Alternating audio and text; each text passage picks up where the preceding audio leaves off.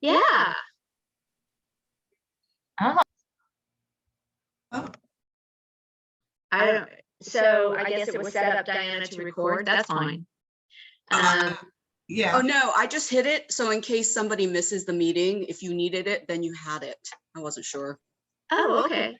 Okay. So, oh, there Yeah, you are. there were workers out front.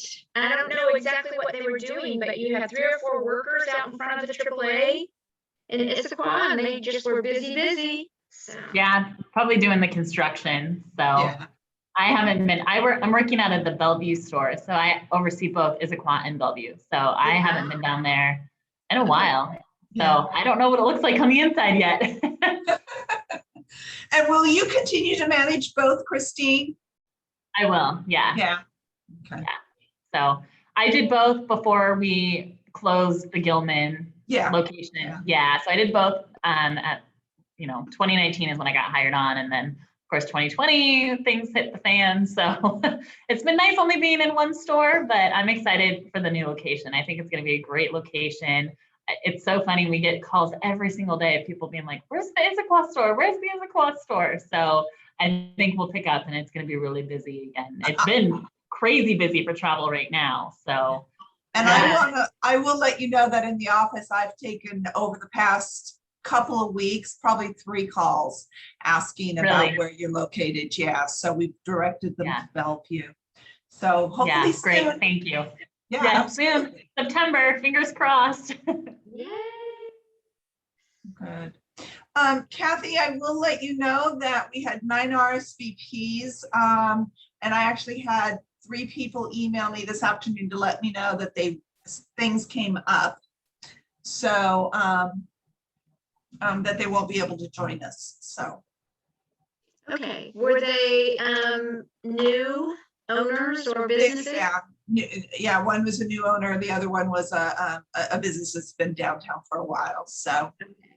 Okay. All right. I worry more about all the new peeps. Just so I'll just go ahead and start. So hello, everybody. I mean, it's mostly going to be just a small intimate group here, so we can chat about all kinds of Salmon Days related things. But I will say that I think it was 18.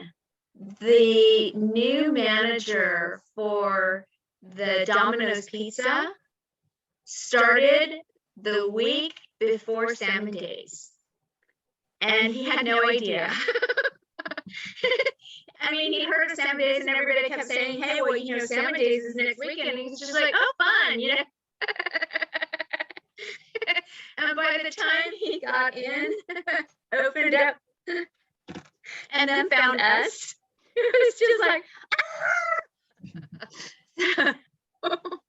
we were kind of ships passing in the night. But the reason we have this meeting is just to kind of kick off what we do to get from here to Salmon Days. And first thing, yay, we're back to doing live events. So that is awesome. And going ahead of us, of course, is the Washington State Fair and Puyallup. So we look to them for their guidance and their expertise. And when I talk about Salmon Days, I'm going to talk to you about where it stands today, knowing that tomorrow it's probably going to be somewhere else. And after we fully reopen, it's probably going to move again. So just trying to kind of let you guys know that it has been a moving target for us to even get to this point. And we're sure it's going to continue to evolve, but some things stay consistent. And one of those things is our outreach to you. So what I'd like to do is just kind of go around our little Brady Bunch windows here and everybody say a quick hello. Megan, let's start with you. And also what you're listed as to who you work with, but just go ahead and say that too. Who you are, which store or business you're representing. You bet. Hello, my name is Megan Adams.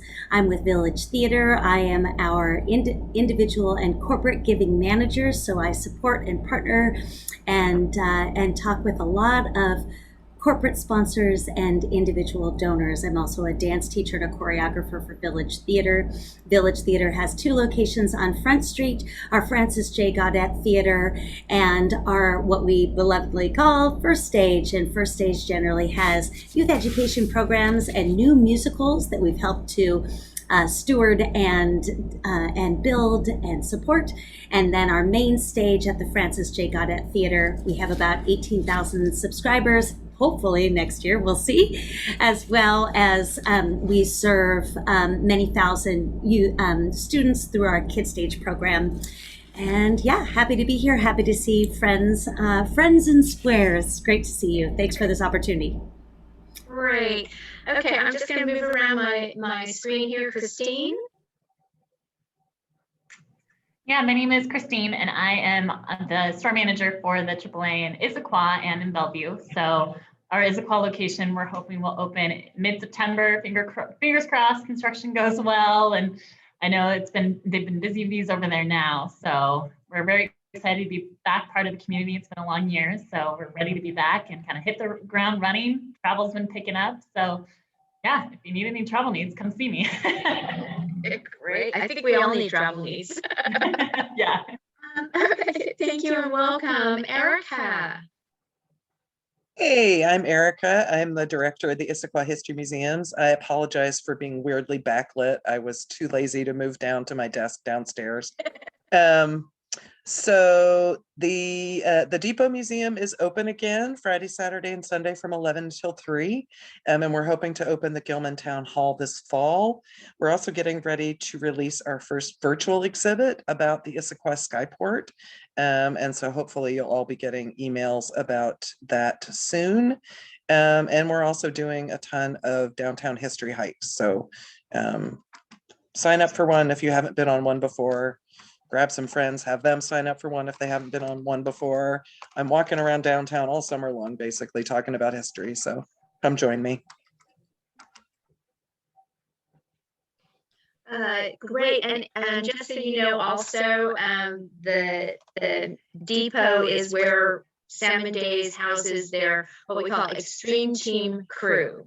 So they are the ones that we literally say, if there's a car in the way, they'll move it. So they truly are the muscle behind Salmon Days. They're the power that drives it and gets everything in and out. And so thank you for allowing us to continue to use the Depot. Because we have lots of tools and power equipment and electrical and everything else that they bring in, and it's great to have all of that conveniently located in the heart of the show, because when you have an emergency and you need something done quickly, it's great to have all of that right there. So thank you, Erica, for that. Okay, Jen, why don't you say hello to everyone? Hi, I'm Jen Davis-Hayes, City of Issaquah Economic Development Manager. Very excited to see that Salmon Days is back and look forward to enjoying some nice, cooler weather in Salmon Days. Wonderful. And Ling Ling, hello. Hi. Hi, everyone. My name is Ling Ling Yu, and we have a church building in the 65 Fun Street. And this is my first time joining everybody and just like to listen. Okay, well, that's great. And know that we're always here for you, Ling Ling, so welcome. Thank All you. right, and MAEM, I'm not even going to try to say that. I don't know. That's the way I come across. Anyway, my name's Mary, and I'm Christine's partner from AAA, and I'm excited to help her and learn more about this. And so that's about all. Wonderful. Thank you. Glad you're here. Benton. Hey, everybody. My name is Benton Koblenz. I'm the Economic Development Coordinator for the City of Issaquah, so I work with Jen. Really happy to be joining you and seeing some new faces and some familiar ones too. So looking forward to this year of planning. Great, welcome. And Benton's going to be overseeing our Salmon Days permits. So we're really, really nice to Benton. All right, Doreen, why don't you say hello and introduce yourself?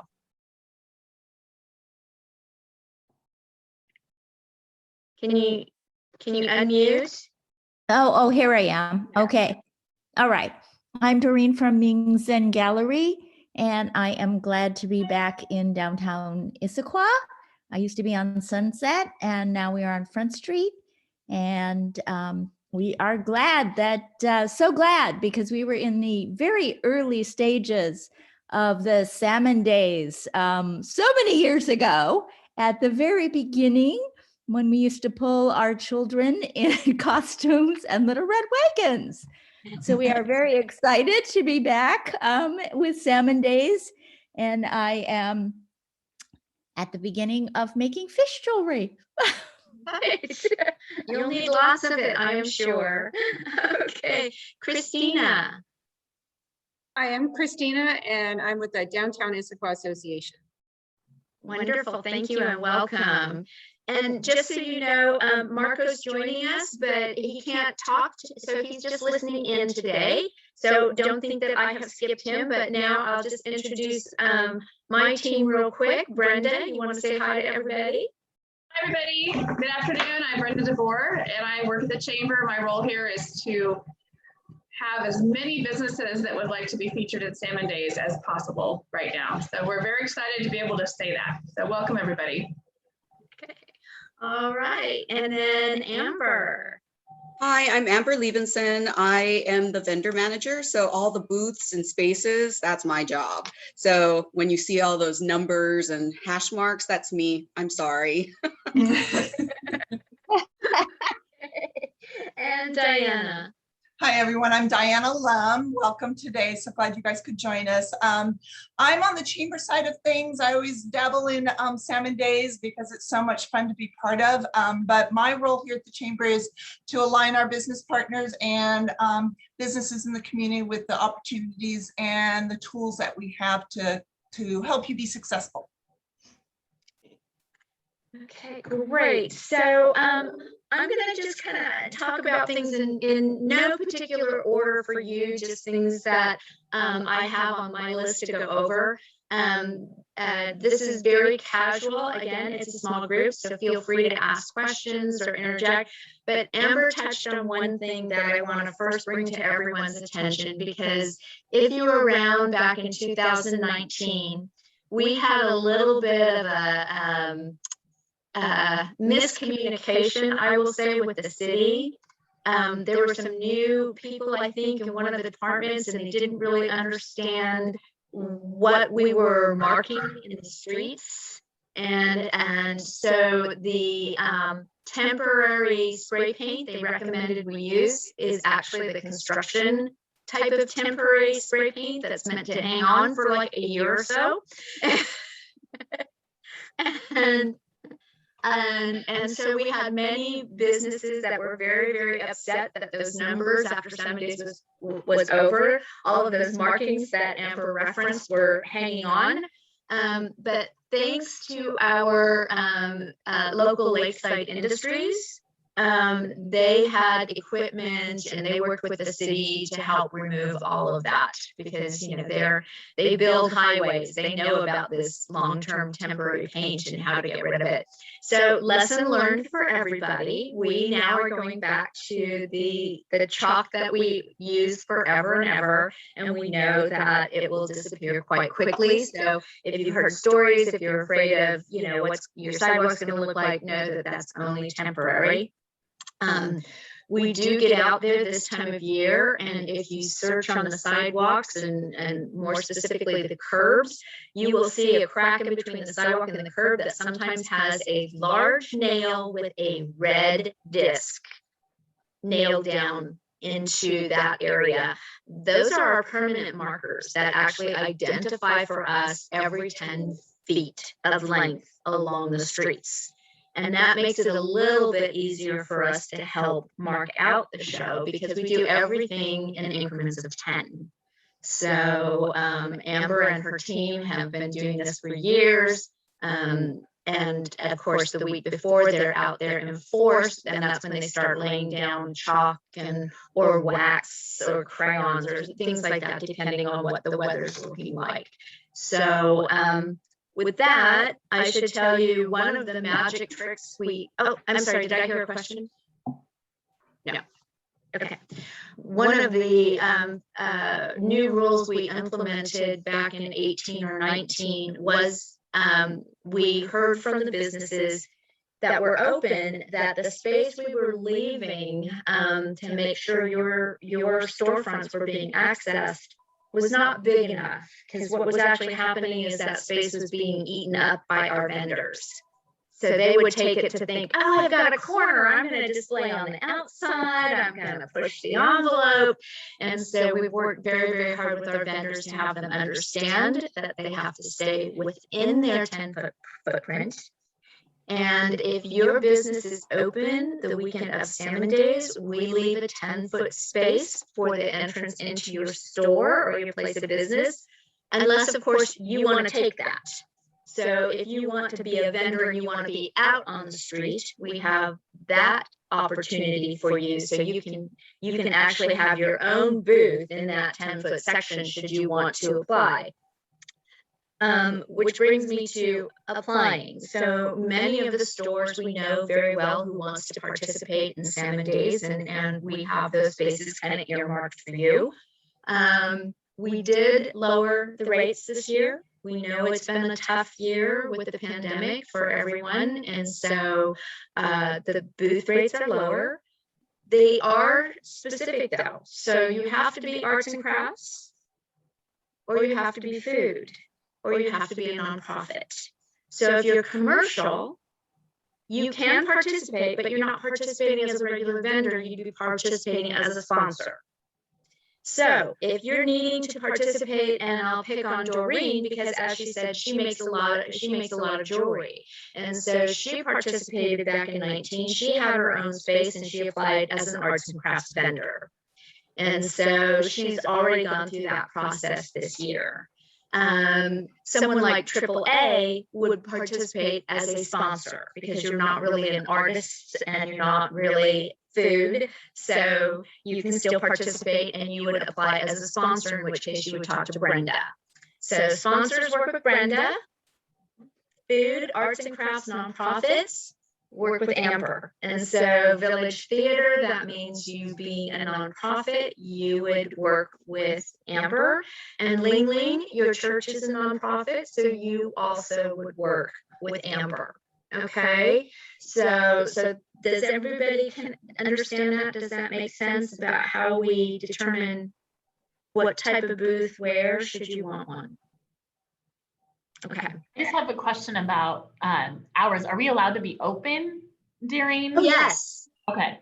We want all of you to be open, because trust me, what appears to be, gosh, all these tents in front of you and blocking people viewing you, that's not really the case. People know. Salmon Days has been around long enough. We know how to work the back sides of the booths. We know where the restaurants are. We have all that information on our website. And so that's the other thing, is we will have a web page that has a map of downtown that shows where all the businesses are. So if somebody's trying to find you during Salmon Days or leading up to Salmon Days, we're trying to promote, because again, the reason Salmon Days came into existence was to promote our community, right? Have a little fun while we're at it, but promote you. And so now we bring approximately 250,000 people to downtown during a 2-day period. So there's plenty of people for everybody. So even if you just want to be open for business as usual, you can. What you do need to be aware of, though, is because we are so pedestrian heavy, the roads are closed to vehicular traffic. So your customers have to know ahead of time, or especially if you're trying to make appointments for people to come in and have specific conversations. I'm not quite sure. It's been so long since I planned a trip Front Street closes Saturday morning at, when do we start closing it, Amber? 6 a.m. Okay. So it's still open all Friday night, but at 6 a.m. we close to just vendor traffic. And then from 9:30, they're supposed to be out of the way and parked, and we remain closed to vehicular traffic all of Saturday and then all of Sunday until enough vendors are out of the way that the police department feels it's safe for us to reopen. So now we also have, and I should say this too, really important that all of you know that the information for Salmon Days is on salmondays.org website. So if you have customers that are coming to do both, visit Salmon Days, then you would actually, you could send them to the salmondays.org site. They can see the map, they can see where shuttle parking is, they can see where paid parking lots are. I can tell you this, the easiest thing is to just, if there's a school nearby, it's a paid parking lot raising money for the schools. So, you know, we've got Gibson Eck, we've got Clark Elementary School, we've got the middle school, we've got the high school. Chances are, if you want to direct your customers to close nearby parking, I would say those are their best bets, because those parking lots are pretty big. So seldomly, rarely are they just completely sold out. They could be, but usually there's some parking. There is, and I'm thinking it's going to happen this year. For years and years and years, the Boy Scouts have worked a deal with the owner of the parking lot where the Dollar Tree is, and they've done parking there. It is within our closed footprint, so a little bit harder to get to. Usually we put in a lot of handicap spaces there because it's easier for stickered vehicles to get into the footprint. And a lot of the vendors, honestly, because they can't get back out once they get in, so they're kind of stuck. So they use it a lot. And that's not to say your customers couldn't get in. It's just a little bit more challenging, because once the roads are closed, we don't man that. We do not man the road closures. The IPD does that, and they do it with the help of ROTC. So that's the other kind of important part about, and we'll talk about access for you and your employees next, but just know this. Sorry, we don't make the calls on when the road is closed, who gets to come in, who gets to, you know, all of that is run by the police department, and rightfully so. If you have an access pass, and what we do is you're working, you need to open up your business. You provide an access pass. We provide you access passes. Access passes are supposed to get you in past those barricades. Okay. If, however, there's no parking inside the footprint. We can't control that. If somebody is in an area, unless it's a towable zone, you know, fire hydrant, something like that, a car can remain parked in Issaquah for 48 hours without being towed. Well, we're done in 48 hours, so we can't tow a vehicle. So if somebody's parked in your space and you don't want them there, you can try to call. If you own the property, you can try to call and get somebody in, but again, it gets to be really challenging. So what we do is we give you access passes to give your employees. It gets them in past the barricades. And again, the other scenario would be if something's going on inside the footprint and the police department locks us down for a few minutes. They can just say, nope, you can't come in. And again, that's their call, because it's a big footprint. It's a lot of traffic. We never know. There might be somebody that has, you know, they've got an ambulance on the way and they're only going to let an ambulance in. We just don't know. So it rarely happens, but it's something to prepare your employees for. Just, you know, and then along with that, they need to be given a lot of extra time. So tell them where you're going to need to take time to find a place to park and then to walk in. So, and that applies to all of us too, just so you know, we're not exempt from those rules. So we do a lot of hoofing it that weekend because it's still the fastest way to get around. And all of you know the back roads and back ways and all of this. Again, ROTC kids are the ones that are manning the barricades. So I do ask that you remind your staff that these are young, impressionable youth, and to be kind to them. Okay, because they're doing a really tough job out there for us. And then the other thing you should know about that, we pay them. So there are actually 50 some odd nonprofits that make money off of Salmon Days, and they're one. We actually, even though they work for the police department, we actually pay ROTC. So we make a donation to ROTC for those kiddos to be out there. So just want to know that we really value our young people stepping up to help us with this show. So the passes, again, also, if you need more for your customers, again, we're happy to give you all the access passes you want. It doesn't mean they're going to work. It doesn't mean that they're going to be let in, and it doesn't mean that they're going to be able to find a convenient parking space. But again, you can have all the passes you want. If it's after the show hours, it'll be easy. They'll be able to come in. They'll be able to find places to park. If it's before 10 o'clock, you know, they'll be able to come in. They'll be able to find places to park. So it's just during that 10 to 6, it's going to be really, really challenging. So it's more your mid-shift workers that have to start to work midday. So just keep that in mind. And with that, I'm going to stop and ask, does that all make sense? Okay. Any questions about parking, passes, and barricades? We good? Okay. All right. So there's a few things that have changed for this year. Again, we turned in the permit based on today's COVID standards.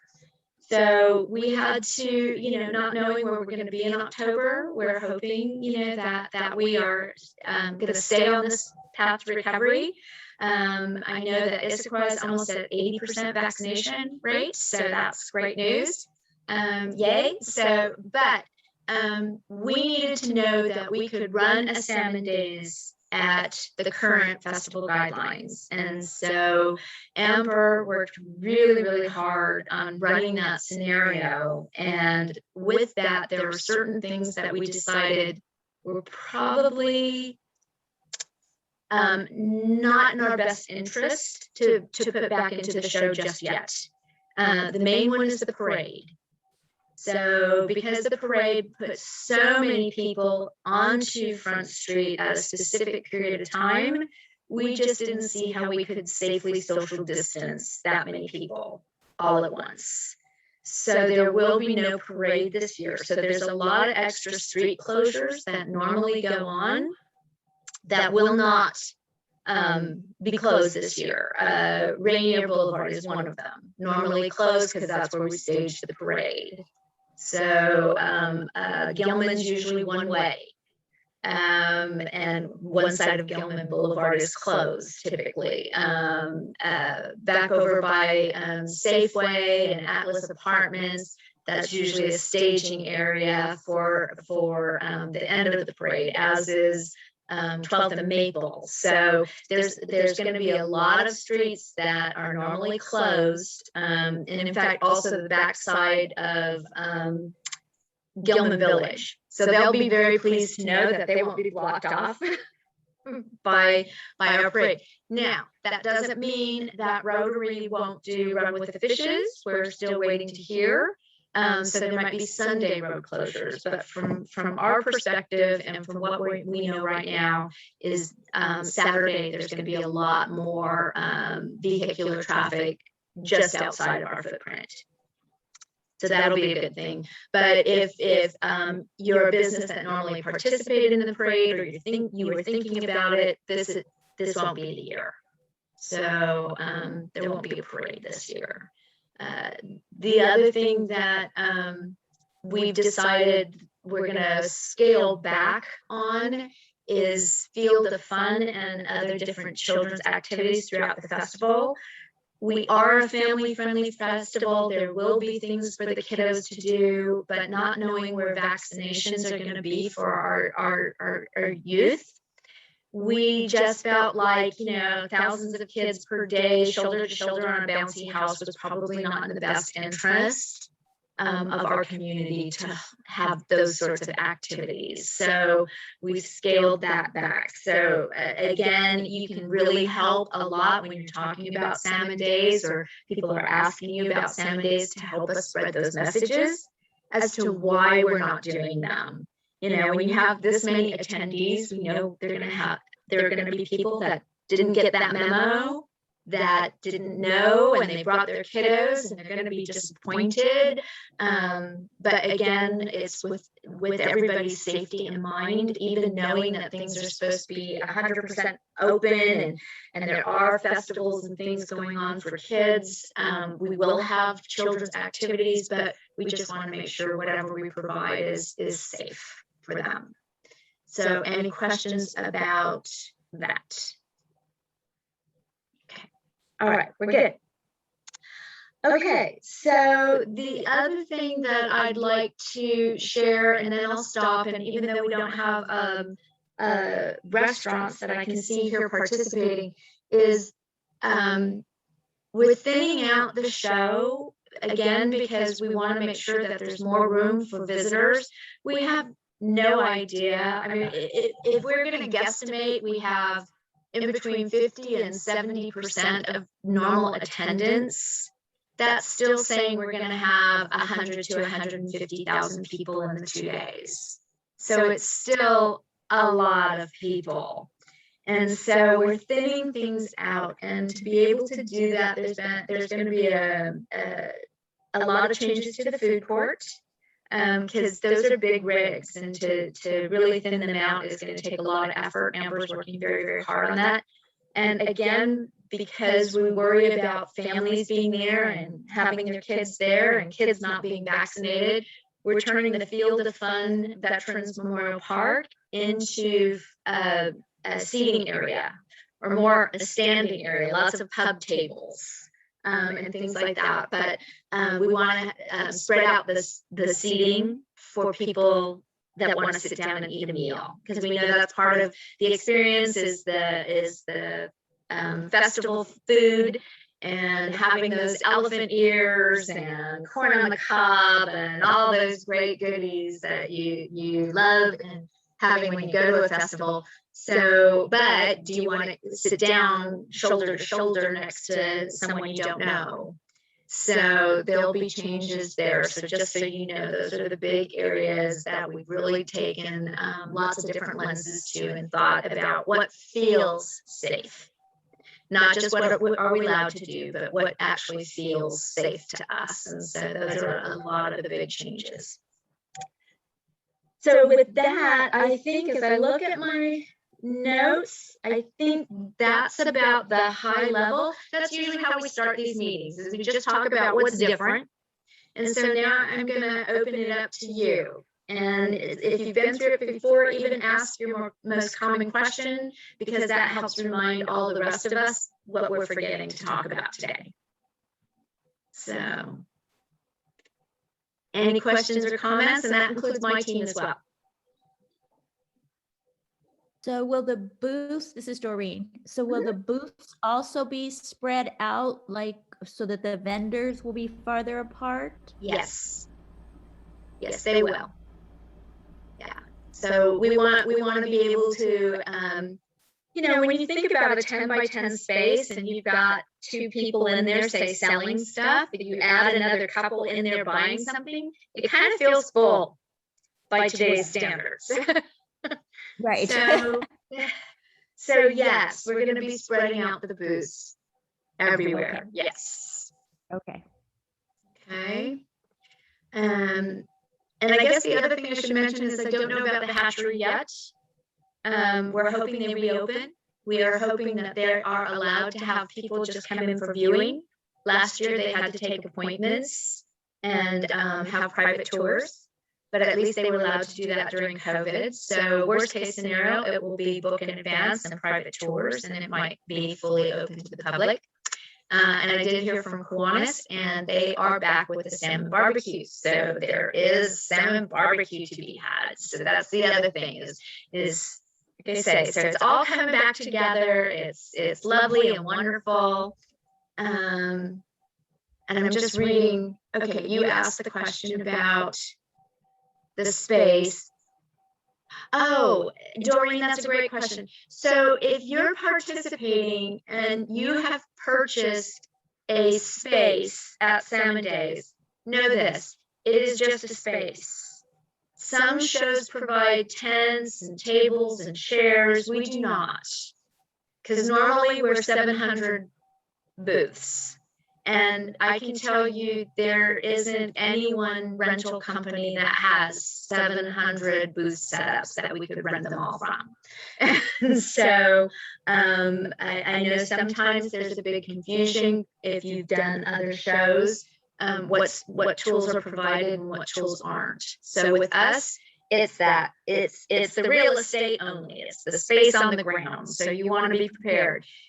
If you need to order equipment, you can call, and we send this link out to everybody. Alexandra Rentals has our contract again this year. And you can actually save money by saying, that you're a Salmon Days vendor and that you're a chamber member and you're being given permission to have your equipment put on our truck. And that saves you a separate delivery fee. So yeah, that really truly helps. And of course, if you get a better deal somewhere else, even with the delivery fee, kudos for you. Let us know who you're using, because we might be looking for a new contractor. Okay. Okay. Kathy, Yeah. I just wanted to share with folks, typically during this time, Village Theater has productions going on. Because Village Theater will not be in production for our main stage until December and then January, we won't have a show running at the same time. And I think that's actually a positive thing for other merchants when it comes to transportation to get to your business, because typically we'll have 400 people that come during Salmon Days. Salmon Days is actually a little bit challenging for Village Theater. I happen to love Salmon Days. I have a party every year, but organizationally it's tough for the patrons that come to Village Theater. This being said, there's no show, so hopefully that will make it easier to find parking behind businesses, because Village Theater patrons won't be trying to circumvent all of those spaces. So just want to let folks know. All right, great. A few more spaces. All right, Ling Ling. Yes, I'm a little bit confused. So it's this year Salmon Day is going to start October the 2nd. I know start 2nd and 3rd, right? Yes. Yeah, and I wonder, would I able to have Amber's contact so I can talk to her, see how we're going to participate? Absolutely. Amber, you want to put that in the chat for us? Thank you very much. Certainly, absolutely. Okay. Any other questions? You guys are easy. And I know, Christine, we've already been in contact with you about that parking lot. Okay, so that's the other thing is, I should probably just touch on. Salmon Days is actually a jewel of the city. So if you aren't familiar, there are 22 unique characteristics of Issaquah that have been declared jewels of the city. And basically that means it's a treasure. It's an Issaquah treasure. And Salmon Days is one of those. It had its 50th anniversary in 2019. So we're now 52 years in the making. And with that, to protect the show and the integrity of the show, years ago, the city also wrote ordinances into city code to protect the integrity of Salmon Days and protect our safeties and things like that. So if you have different ideas and things you're thinking of, and you're in that footprint and you're thinking, well, I'm just going to go ahead and do X, you might want to check with us just to see, because there's lots of things, you know, we want to find ways to get you out there in front of all those crowds. So we will work very, very hard to make that happen. Having said that, and again, with the street closures and everything else, the parking lots, the streets, those all become property of, if you will, Salmon Days for the 2 days. Access to vehicles, including emergency access, load-ins, load-outs, you know, the thing that we did do a few years ago is if you have, like, mostly the restaurants, you know, they have their outdoor dining. It used to be that we didn't allow that. Well, that's not right. So we did away with that. So if you have an outdoor footprint in front of your store that's yours, that's licensed by the city for you to use, you can continue to use that footprint for whatever the city has permitted you to do so. They kind of run it up the flagpole and check with us, and we usually just sign off on everything without a problem. But if it is things, again, for instance, I'll just use a weird, so say you just decided, well, I'm going to use them in front of my store to bring all my stuff from home and have a little garage sale. Okay, we wouldn't be allowing that. Okay. So you can really only, so, because again, it's an arts and crafts show. The reason we have so many people come and they love coming to this festival and they love supporting Issaquah is because of the quality of the show. And so just know that we'll work with you in every way we can. And that's why we have Jen and Benton here, because they help us with running all of these different scenarios and what can and cannot be done. But basically within the footprint and even outside of the footprint, there's not other events that are allowed this weekend unless they're sanctioned by Salmon Days, like the salmon barbecue, run with the fishes. You know, again, we want these partnerships. We look for these partnerships, but we want to make sure that that the quality is there. And then again, if a nonprofit like Rotary is investing all of this time and energy into a run, they don't want to see another run pop up by another nonprofit across the street, because that's not what we're trying to do. So Ling, to your point, Amber's going to work with you. We're going to get as creative as we possibly can to make sure everybody has those opportunities to make the most of it, because that's what it's here for. Salmon Days is here not just for us. Salmon Days is here for all of Issaquah to make a shine, so people leave with a positive experience and they want to come back to Village Theater, and they want to come back to their restaurants, and they want to shop all the quaint shops that they discovered in and around our footprint. So we want to make sure all of that is showcased as best we can. So with that, Megan, you have your hand up? Yeah, just one quick question. I was wondering, and it's a nice follow-up to what you just stated. I'm wondering if there is a way, maybe you already do this, to start getting contact information for people who attend or visit the website. Some sort of, I don't know if is there a raffle? I realize there's a lot of legalities with raffles, but something where they can put their name in. We keep their information, and there is a follow-up to say, we hope to see you back downtown Issaquah or to the Issaquah area to celebrate, you know, the wonderful town that's here, you know, something that follows up and celebrates the merchants that are here all year round. So yes, it's not really in depth and as good as it could be yet. And there's actually twofold. So I think we capture information on the survey. Correct, Diana? Yes. So there's a survey that we have a professional survey company come in during Salmon Days because it's how we know who's coming from where.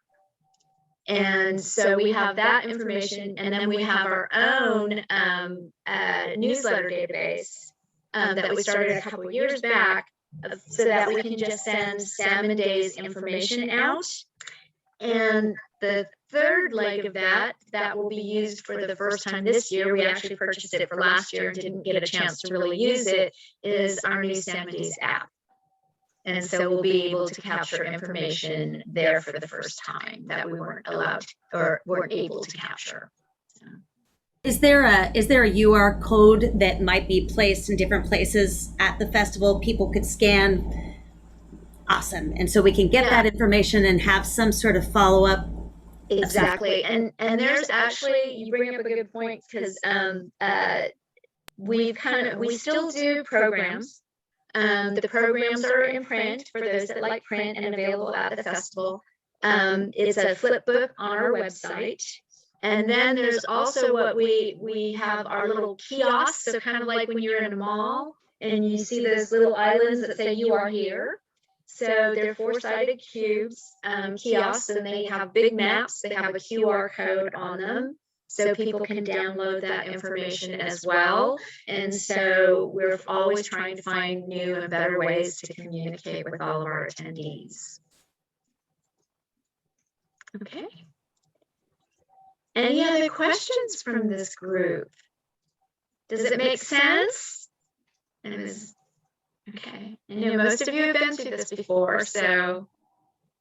All righty. Anything, any other team members that I forgot to mention? All righty. Christina, you've been awfully quiet. Anything I've forgotten? Okay. All righty. Then with that, I'm going to let you go. I ask you to just spread the good word. And we will be down on the streets and in your places of business throughout the summer, just to check in and make sure that you don't have any other questions, or that, as it gets closer, you're getting up-to-date information from us. Okay. Thank you so much. All right. Thank you. Amber. 10 minutes to get off of mute there, Kathy. Oh, Christina's here. Okay. I couldn't get to the mute button fast enough. Yeah, no, I think you covered kind of the key points. I think some of the other questions that I'm hearing is, is it going to be spread out in other parts of Issaquah this year? Yet to be determined. I don't know that for sure. Okay. So I know all the arts and crafts will be in the downtown core. Okay. And all the food will be in the downtown core. We are working with a few other nonprofits to see if they want to bring activities outside of our footprint, but I don't have confirmation to any of that yet. Okay. And then the Downtown Association usually helps handing out the access passes. So if you would like assistance with that again this year, let me know. I appreciate you always stepping up to help, Christina. Thank you very much. Okay. All right. Thank you. So we'll let you, thank you. Have a good day, everybody. Try to stay cool. Bye. Okay, bye.